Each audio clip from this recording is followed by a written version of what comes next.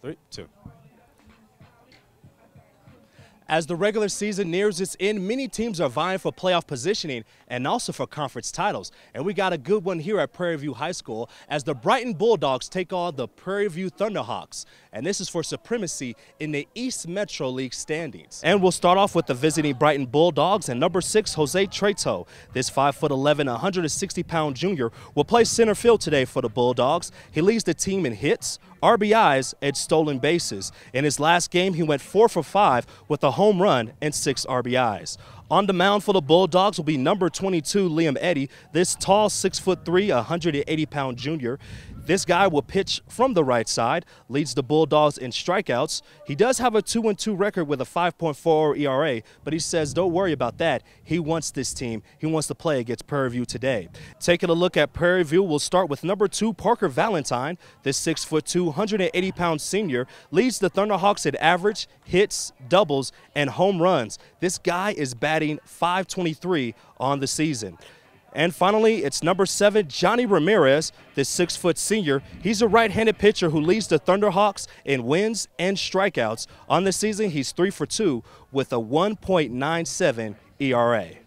Before the first pitch, here's one thing to keep an eye on. The Brighton Bulldogs have only given up 9 runs in their 7 league games. On the opposite end, the Prairie View Thunderhawks have scored the most runs in league play. Should be a good one here from Prairie View High School, as I'm Justin Adams, and this is your Xfinity Sports Report Game of the Week.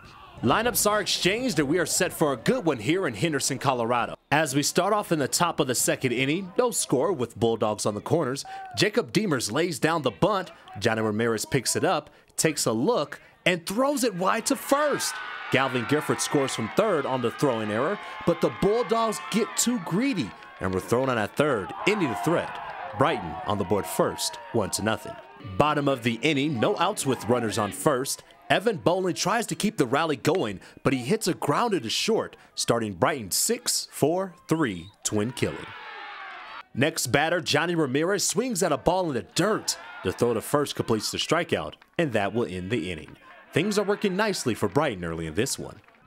Top of the fourth, Brighton in scoring position. Ramirez delivers to Bulldogs Jacob Demers, who drives one to left just out of the reach of a diving Ben Mraz.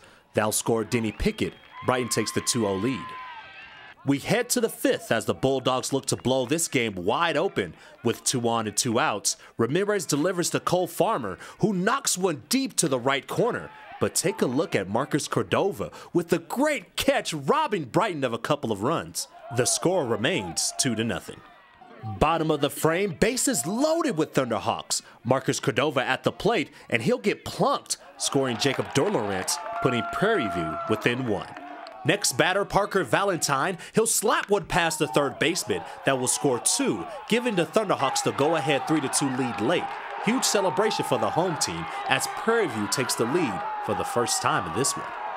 New pitcher for the Bulldogs, Alex Cover-Ubayas. And with the runner on third, Cover-Ubayas throws a wild pitch, giving the Thunderhawks the insurance run they needed.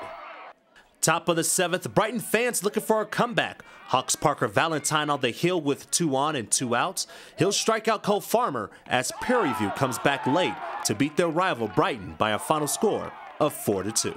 What does it mean to beat Brighton? It means the world to me. We haven't beat them in 8 years, and the past 2 years when I was on varsity, it's always been a close game. And this year we started slow in the first couple innings, and then once I got in the groove, I kept going, and we just started fighting as a team. And this is the first true family I've been on out of this year's I've been to Prairie View. Take me back to the 5th inning when you guys scored 4 runs. What was kind of the catalyst or the message that you had on the dugout? We knew he was getting tired. We just wanted to put some good at-bats up there, and we just came through with some timely key hits.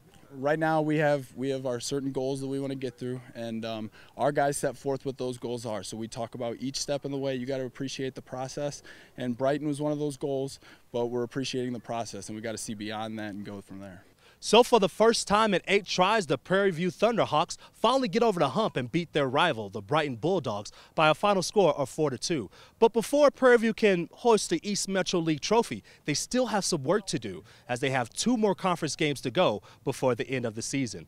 But as of right now, Prairie View, they are in the driver's seat to win the East Metro League title for the first time in team history. For the Xfinity Sports Report, I'm Justin Adams.